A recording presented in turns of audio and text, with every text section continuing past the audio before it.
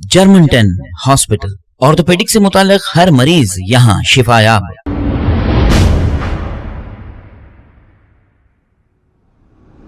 अस्सलाम वालेकुम नाजरीन, मैं हूं मोहम्मद अब्दुल हकीम। आइए देखते हैं आज का ये खबरनामा। राजमपेट संगारेड्डी के रहने वाले 20 साला मोहम्मद रशीद नामी नौजवान जो संगारेड्डी मनगिरा डैम में तैरने के लिए गए थे कि डूबने की वजह से वो फौत हो गए और अभी भी इस नौजवान की डेड बॉडी की तलाश जारी है।